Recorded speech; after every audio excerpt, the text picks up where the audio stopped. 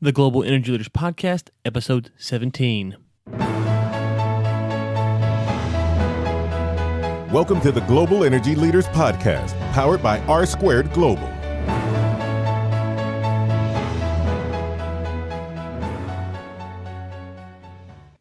Welcome to another edition of the Global Energy Leaders Podcast. As always, I'm your host, Ryan Ray. So good to have you, and I'm in Africa right now. Obviously, I'm not recording this from Africa, but I am in Africa as this is being released, and I will let you guys know how my trip went. I'm excited to go, and we're just a few days away from actually leaving for the trip as I record this. And so I always love to get out and get abroad and meet new people and see new things. And so excited about this trip and excited about the SARWA conference, where I'll get a chance to talk about GIS and all kinds of neat things while I'm there. Now, this week, I'm not going to keep you long. Doug Stetzer from EKT Interactive comes on the show and talks about their programs and what they have to offer. It's kind of neat how I met Doug, actually. He went to the Thunderbird School of Management. If you remember my interview with Andrew Inkpen, episode 8, I believe, you can find it in the show notes. He reached out to me and said, hey, I went to Thunderbird. And now he didn't actually take Dr. Inkpen's courses, but he was at Thunderbird, and so that's how we connected. And I was already listening to their podcast, and so you'll hear all about Doug and what they have going on. Good stuff. Don't mind bringing on people that we have that are quote-unquote competitors. I don't view Doug that way at all. I think they have a lot of good resources out there, and would love for you guys to check out their shows as well. Just make sure you keep tuning in to the Global Energy Leaders Podcast. One final thing, our book giveaway will be next week, so please, if you get a chance to rate and review in iTunes, and you will be entered to win The Frackers by Gregory Zuckerman. If you want to pick up a copy of The Frackers without having to worry about being entered to win, all you have to do is go to globalenergymedia.com/frackers, and you can pick up a copy right there. All the information will be in the show notes, which you can find at globalenergymedia.com, and go to the podcast page where you can stream all of the podcasts there. And we make individual blog posts as well and transcriptions as well, the podcasts that come out at a later date. So all the stuff that you need for this podcast is at globalenergymedia.com. One final reminder about our jobs page. If you are looking for a job, have a friend looking for a job, please check that out. globalenergymedia.com/jobs, where you can find the latest jobs that we found on the internet. And if we left one off or one that you'd like to add, use the contact page and we would be happy to add it for you. Just let us know. Now, without further ado, here's my conversation with Doug Stetzer from EKT Interactive. Well, Doug, thank you so much for coming on. It's a pleasure to have you on today. How are you doing? Doing well. Thanks for having me. Well, it's a little bit of interest to me because, like myself, you also work for a family-owned business. And so kind of tell us about your background in the industry and your family-owned business that you've been working for some time now. Sure. So EKT Interactive, like you said, family-owned business. My father is the president and founder of this company, and he is kind of your more traditional ex-Exxon, ex-Pricewaterhouse, oil and gas lifer, as he likes to say, who always was interested and always got put into the role of training people as a manager, and just really got into curriculum design and learning techniques and all of that within his job. And then he went in and kind of ran with it on his own. Now, my oil and gas background is a little bit different. I came in through the finance side. I moved to New York after graduating from University of Texas and worked on the floor of the NYMEX. I worked in some of the early electronic trading of the crude oil and natural gas energy contracts, worked in the crude oil and natural gas pits before those all disappeared. So that's kind of my background in the energy side. So we take two different approaches, but I ended up starting working with the family business after I left New York. And really, like we were speaking about, started to wrap my head around the marketing side, the web side, and how we might interact and create an audience around our passion, which is educating, which was, just starting to become such a big thing that you could accomplish on the internet. No, absolutely. And that's one of the things when I saw y'all's website, it's been actually, a few months ago, I kind of started stalking you guys, and a very good looking website for starters.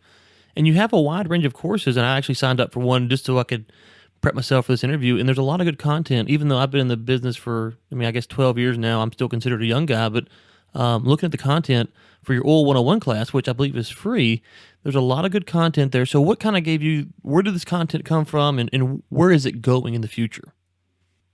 Sure. So I was really fortunate when I was building this website because as a training organization, we had a lot of courses already built, and I was able to just kind of take that content. It was literally sitting in binders on our shelf.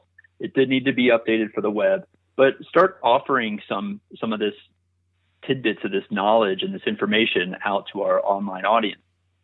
As we just started to understand what we might be able to kind of get away with on our website versus the live training courses we do and the kind of large scale, onboarding programs that we develop for larger companies. So we're taking that experience of working with big companies and starting and understanding what they need and want when they're educating their employees, taking the content that we already had in-house and trying to create that experience for people who, a lot of us, if you don't work for a big company, maybe you don't have such a formal onboarding program, or maybe you're just looking to get into the industry, or you're looking to just learn more about it, and you're looking for somewhere to go where we have they have the expertise, and they're delivering it in a way that a big company would, but you're able to provide that for yourself. So that was kind of the direction that we started to go as far as our online learning. And it's been really fun because, like you said, somebody with a fair amount of industry experience, as I go through and connect with our members, it's really all over the board. It's college students, it's just out of college, it's early career. There's managers on there who are looking for things for their teams, and it happens all the time in our industry. We get very siloed. Maybe you've worked in upstream your whole life, and when upstream takes a downturn, you're looking for opportunities maybe in downstream, but you actually don't know all that much about it. So there's really we're in a very big, complex, dynamic industry. There's a lot to learn, and so we're hoping to be a place where you can just expand your overall knowledge of the whole industry. Yeah, and I want to follow up on something you said there because you talked about the community, and one thing that I noticed was that you were really present there, answering people's questions, interacting with them, encouraging them to find other free resources to go and to do more studies outside of what your course pertains to. And so it's not just, hey, get on here and take 10 courses. There's really a chance to interact with other professionals as well. Yeah, and I felt that was something that was lacking in our industry, and it's something that's pretty prevalent in a lot of other more web-based, technology-based industries. Which is, like you said, you can come and learn these basics. Our Oil 101 is just kind of the very basics. It's an overview of the industry. But when somebody comes in and says, "Hey, your materials are helpful, but I've got an interview with a trading organization," and something that I have a lot of experience with, for example, I love to point them in direction of some of these other great resources that are out there, because there's a lot of great stuff out there, and what we want to be is a place where you can come to find that stuff, whether we created it ourselves or whether we know where to find it. Okay, so let's talk about, if you were to sign up for Oil 101 per se, and the community that's there, are you finding that this is something that's contained to the United States, or is it people around the world are involved? Or for our audience that are listening, maybe in Africa, will there be other professionals like them that are taking these kind of courses? Yeah, one of the things that I've really enjoyed about building this program, because I used to work in the financial markets, and such a global environment, and through the website, I've been able to create that for myself. So basically, we are about 50-50 U.S. and international. Within the U.S. segment, majority of it is right in Texas and Louisiana, with a huge proportion right in Houston. As far as the international, we do have a lot of the African members, as well as India, which is really interesting. There's a good proponent there, as well as Europe and just everywhere else. So what I like to say about our audience is that we're global yet local. So we're all over the world. We're connecting with amazing people, and I'm getting these emails from our members, and it's just really interesting and fun. Yet at the same time, we're really significantly connecting with our Houston-based and Texas-based, kind of oil patch community as well. Great. And so we've talked about Oil 101, but what are the other courses that you're offering on the site? Sure. So Oil 101 is our introduction, and right now, like you said, it's like a 10-part free introduction, and this may be changing. I just wanted to mention because of people are requesting, one of the things they really want is to be assessed and to be given a certificate, and we're trying to give them what they want, but that may end up becoming part of a paid product. But what we recently rolled out is what we're calling like the 201 series. So as you go through your courses in school, you go from 101 to 201. And so we've rolled out what we're calling Upstream 201 right now. And it's another 30 or 31 lessons of just upstream content, really getting into, exploration, production, drilling, and well completions, which is something that we don't talk about in Oil 101, but there's a whole module on well completions in Oil 201. So that's been really creating that content was the focus of our efforts last year. And we just kind of got around to launching that at the end of the year.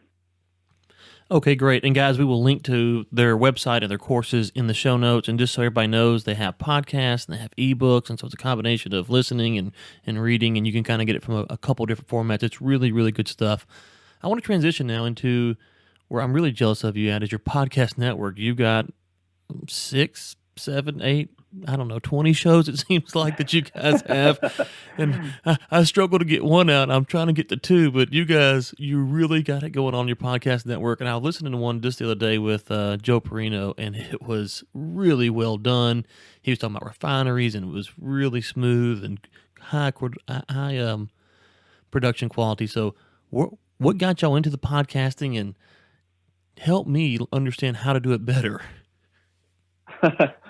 Well, one of the things that's a common theme in our industry, we all like to talk about it, is this knowledge transfer, the great crew change, all of these really big themes based around the fact that, there's a knowledge drain in our industry just due to the, ebbs and flows that we go through as a commodity-based industry. When prices go down, we cut headcounts significantly.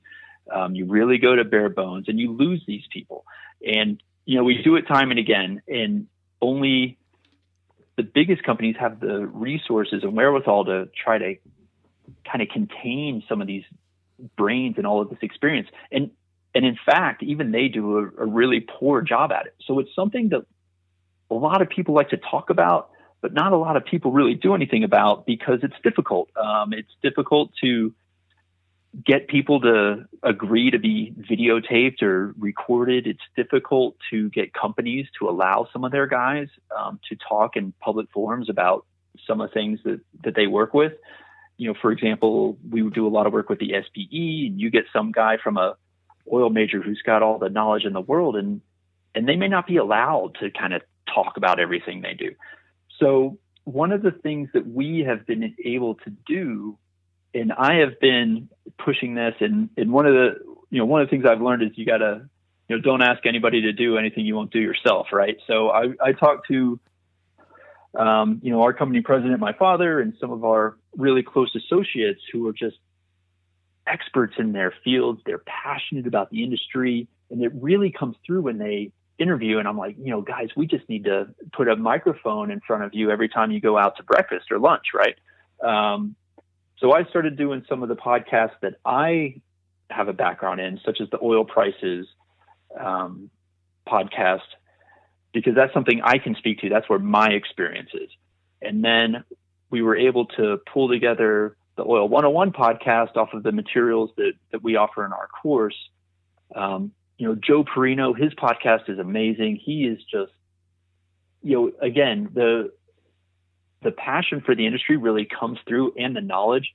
I mean, I'm sure you have these guys in your company too, and in your your circle when you just sit down and the things that they're able to talk about off the top of their head with no notes or Google in front of them just blow your mind.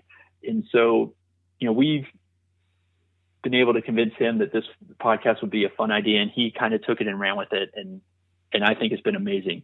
And then the other podcast is with our president, Marty Stetzer, and he interviews some of our other associates. And again, once they get that conversation rolling, it's just, it's really great.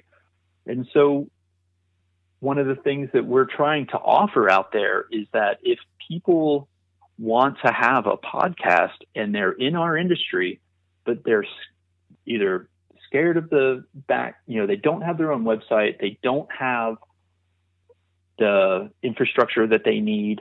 They don't want to do editing and putting it up and sharing it. And, there's a lot of work that goes in behind the scenes on these episodes, as you well know.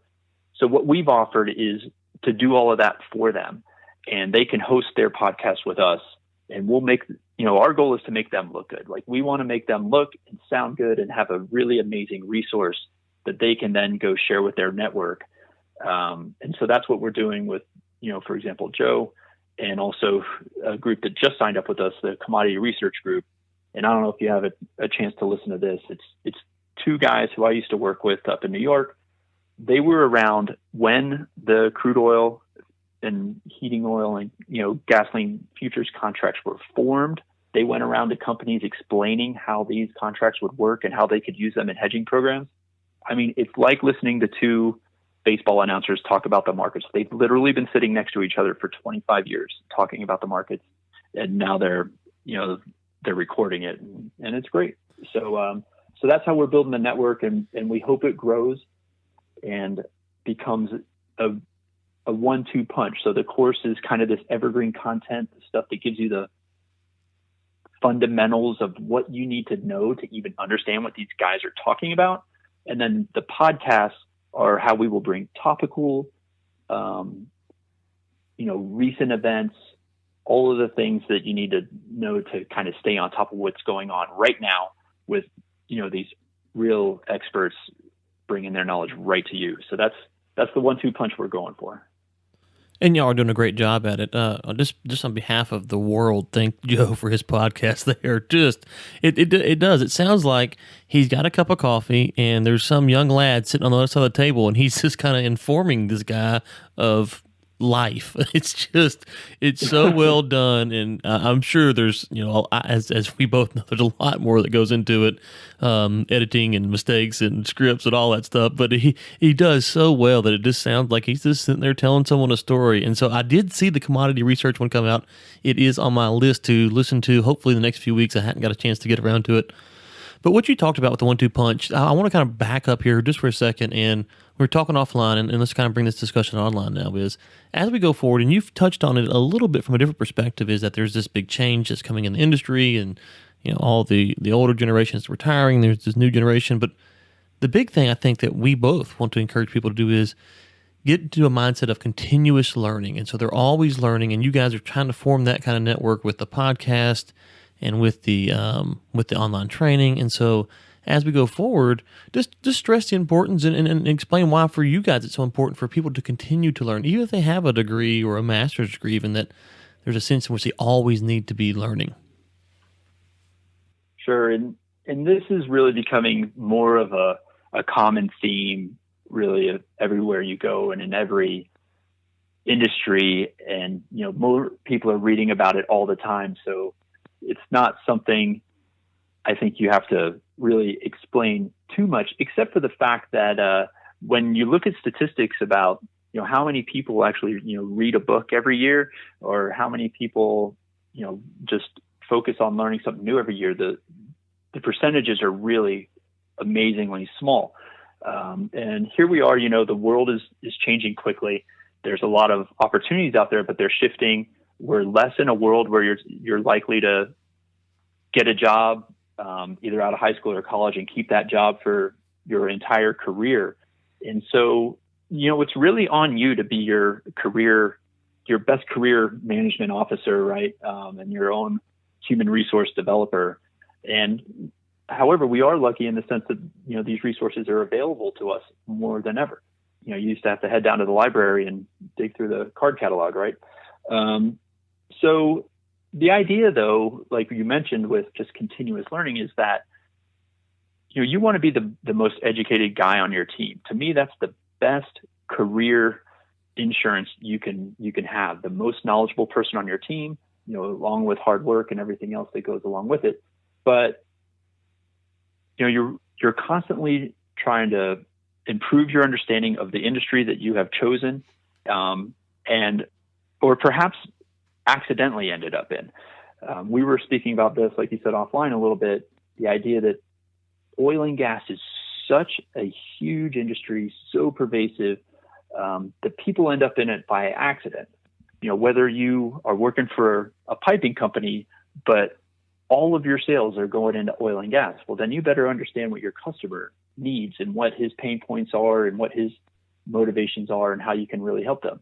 If you're a web designer, but all of your clients are in Houston, then you better start wrapping your brain around the oil and gas industry if you want to create good content.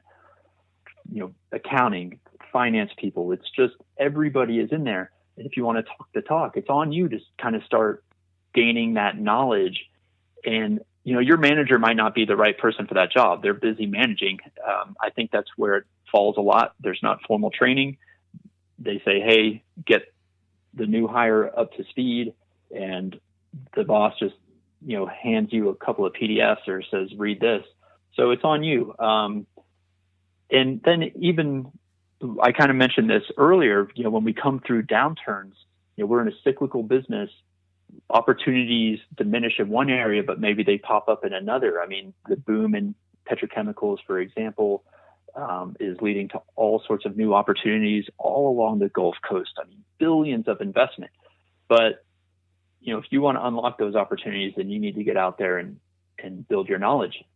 And so that's, what we're trying to do. Again, this idea that you can get a fundamental look of the entire industry with the 101 and 201 courses layered on with insight from experts in different niches, to start kind of creating this well-rounded knowledge. I mean, I think the more you know about the entire industry, the better off you are, regardless of what your niche and what your daily kind of job is. No, absolutely. And I just want to add one thing to that is when you think about learning, you keep on learning.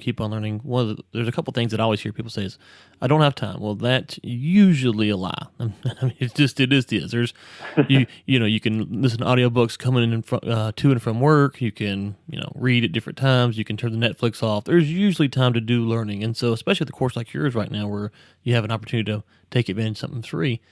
The other thing is, I think that gets lost in the maze here is they get kind of fearful. They say, okay, well, I don't know where to start at. I don't know. And we will link to a few, along with your course, a few books as well that they could start for oil and gas at least to read. But they get fearful. And I think that's kind of the misconception is that as I'm looking at the books that I have here beside me, I have books on sales and negotiation, marketing, oil and gas, and just business in general. I think that kind of covers them all. And so I'm reading all those books, and what I really want to take away is two things. One, I want to get the knowledge from the book, but two, I want to learn how to think, and I want to learn how to understand what I'm reading and how does that fit into the larger picture. So not everything I do has to be oil and gas related. It can be business, it can be marketing, it can be sales, it can be whatever. I want to take those tools that are those knowledge bases and glean from them their knowledge and how to think. And I think we've kind of lost that mentality that we need to learn how to process information. And so it's not as overwhelming as we may think as trying to figure out where to start from. You can start anywhere, really, if you really just apply the tools of take the knowledge and then also learn how to think about that information that's been given critically. Would you agree with that? Yeah, absolutely. And within our industry, I think the exact same thing would apply. The same way that you're reading about kind of general knowledge books, like I just mentioned, the idea that, well, if I am, in upstream or I'm in accounting or whatever, that I shouldn't listen to Joe Perino's podcast on global refining trends. I think that would be a mistake. Everyone that should listen to Joe Perino's having podcast, okay? Everyone. Let me say it now. Everyone should listen to Joe Perino's podcast. I don't care if you work at McDonald's and you're listening. You got to listen to Joe Perino. It's that good. Yeah, and so it's just a different microcosm of this idea, right? That you need to expand your horizon, stretch your brain, get into some things that you're uncomfortable with or just know nothing about, and start muddling through it, right? But one of the hard things is that when you just Google and you just go to YouTube, you kind of are taking a shotgun approach, and you're getting some guys of good quality and some not so good. And so you get frustrated and you're clicking around. You spend half the time looking for the materials. And so what we were hoping to do is create a one-stop shop where you can become accustomed to our format. You can know that they're real industry experts that are talking to you, and that by taking more of a course format as opposed to a kind of a shotgun approach, is that we're going to help kind of connect some of those dots for you if you're just kind of starting to learn. No, absolutely. No, I've done a great job at that. Okay, before I let you go, is there anything? Obviously, we're going to link to your website, your podcast, your courses. Anything else that we just kind of we skipped over that you want to plug or promote or didn't mention at all? Well, I think I just did want to mention that right now, what we're really trying to do, we've been surveying and bringing, trying to figure out really what our members want. And what they want is assessment and certificates and things like that. And so, those are some of the things that we're building into our courses right now that we're excited about, because it does give people that accomplishment, the notice that they finished something. Right now, the course is just kind of, here we go. We walk you through the course. And so we're just excited to bring some of this more, curriculum design and e-learning functionality into the course that people have come to expect, really. We're just really excited to roll some of these new things out. And of course, we're just hoping to add to our podcast network. And we're talking to some other people about their own channels. And, we just want to be the place where you can really come and be confident that you're learning the right thing about our industry. Well, that's just wonderful. And we look forward to seeing what comes down the future and the certificates, the new podcasts, and we will definitely be following along. Doug, thank you so much for your time. You've been very generous today, and it was good to have you on. Thanks so much for having me. I really enjoyed it. And I just want to say I found you through your podcast as well. And so keep up the good work over there. I really enjoyed listening to the interviews. Again, anytime you get an opportunity to listen to somebody with, decades more experience than you have for free, then you need to take advantage of that. Thanks again to Doug for coming on. Really enjoyed the conversation with him and love the podcast over at EKT Interactive, guys. We will link to all of their information in the show notes. Check it out. And hey, don't just leave us a review in iTunes. If you like their product, leave them a review in iTunes as well. Doug and the group over there would greatly appreciate it, as we all are brothers in a sense in the podcast community. And so please check that out and leave them a review. Let them know, try the course out, and let us know, hey, how did it turn out for you guys? We'd love to hear some feedback on that. Guys, thank you so much for tuning in. We really, really appreciate it. I will let you know how my trip to Africa was next week as we bring on Alex Epstein, and he absolutely destroys me as I try to, kind of fake debate him, which was a mistake. I should have known, but I'm not the smartest guy in the world. And if you remember Seminary Guy's review from a couple episodes back, he said that the guests bring on the world-class expertise, not the host. And so that shows plainly in next week's episode with Alex Epstein, where we talk about the validity of the use of fossil fuels. Guys, as always, until next time, keep climbing. Thanks for listening to the Global Energy Leaders Podcast, powered by R Squared Global.